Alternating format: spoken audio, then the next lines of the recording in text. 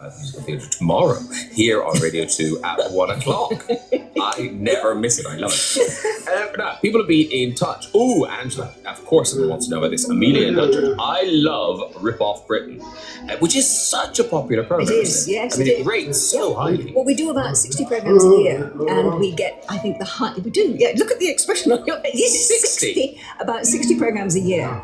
And we get one of the highest ratings on BBC television for programmes at that time of the day. And we've been commissioned right the way through till February of 2020, so we're going to be there for a little while yet. But I tell you what's lovely about it for all three of us, because it's not just me, it's Gloria Hunniford and Julia Somerville as well. I think you look like Charlie's Angels. When you do the bit in the street at the beginning.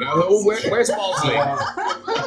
Well, we kind of feel like them in a way, I suppose, because we are solving people's problems, and that's the great thing. It's public broadcasting at its best, because it's informative. It's entertaining, but we actually get results. And I think that's what's brilliant about the programme, that everything that we do on it comes as a direct result of something that a member of the public has written in about or emailed or telephoned about. So we're actually picking up and running with stories that affect real people, and they're replicated in all of the people who watch the programme. And it's fabulous. I mean, we get people coming up to us in the street. I mean, I think one occasion I was walking home with my shopping. I'd been to the supermarket and I had both hands heavy with carrier bags full of food, and a white van drew up beside me. The driver got out. It's a good job I'm not of a nervous disposition. He came running around the front, threw his arms around me and said, "Rip Off Britain, I love that programme. I learned so much. You've saved me so much money." And he went and got back in his car again, in spite of all the hooting and the cars that were held up behind him.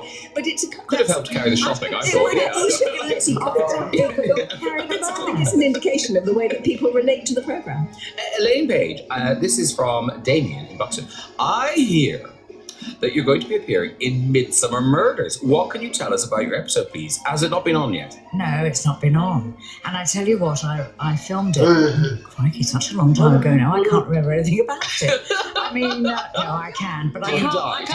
Do you die? I can't say, you see, that's the whole thing with Midsummer Murders, isn't Well, you're either the murderer or exactly. you die. Well, I know, but if you don't die, you're the murderer. If I tell you, if I answer either of those things, I'm giving it away. So I'm sorry, Damien, you're going to have to just hang on and wait for it to be shown. Will it ever? I wonder. I don't know. Oh, it will. But yeah, maybe is it a Christmas special? Did the Christmas tree fall on you? I tell you what, though, it's the first of their 20th anniversary series. Can you believe it? It's going on for 20 years. Yeah, probably January. People who know the gossip. Oh, January. Okay. Yeah. Set your timer.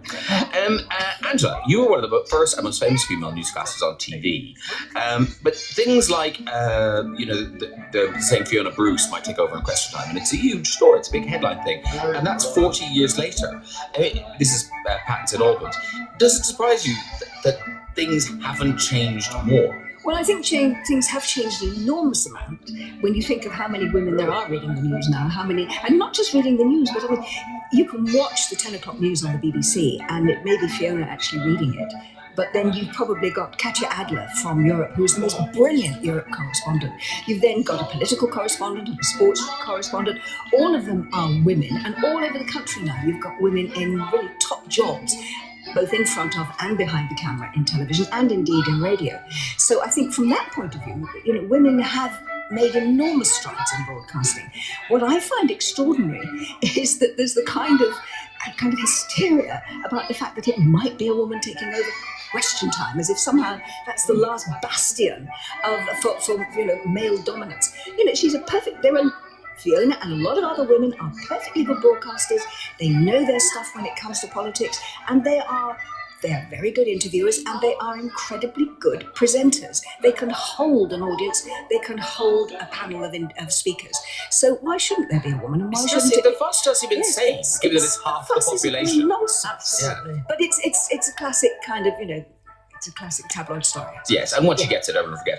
Quickly, Joan, I'm so glad Joanne from Berwick Fun Tweet says, what are you looking forward to most about your upcoming Australia and New Zealand tour, Elaine? And when will you tour the UK again? Because in January you're off to Australia and New Zealand. Nice bit of winter sun. Well, I thought so. I thought we'd get out of the country in the gloomiest month. And of course, the ideal time for me to be in Australia, because Melbourne hosts the Australian Open American Tennis Championship. So I'm really She's not going there to pleased about see. it. Not No, going, I'm not she's really. going to watch No, the men's Of final. course I'm going to see her actually, but I did, however, say to them, do you think it's possible that my day off could be, in Melbourne, could be the day of the men's finals? And they've managed to do it. So Oh, that's I fantastic. put it in there, yes. And final question, since you're both dance fans, are you both watching this year's Strictly Come Dancing? Of course. Yes. Watch most of, well, not all of it, because I've been away so much. Dipping in But and out. yeah, Who might win, do you think? Oh, now you're asking me. difficult. It's Very Yes. difficult. It's Because a there's tricky some one. terrific dancers. Yes, my mother's backing the little blogger boy. He's terrific, actually, Yes, isn't and he? he's gone on a journey, ladies and gentlemen.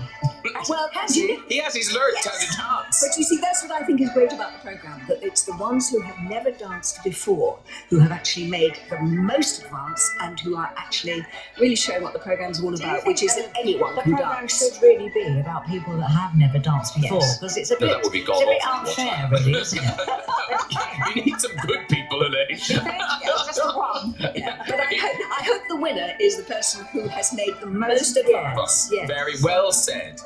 And they would know because Angela is the Royal Academy of Dance's ambassador for Silver Swans, an endeavour supported by Elaine. And of course, you can hear Elaine tomorrow here at 1 o'clock on Radio 2. So lovely to see you. I wish we could chat for longer. Boy George is waiting in the wings, so we must say goodbye. Thank you so much for coming in. Thank you. Great to be here.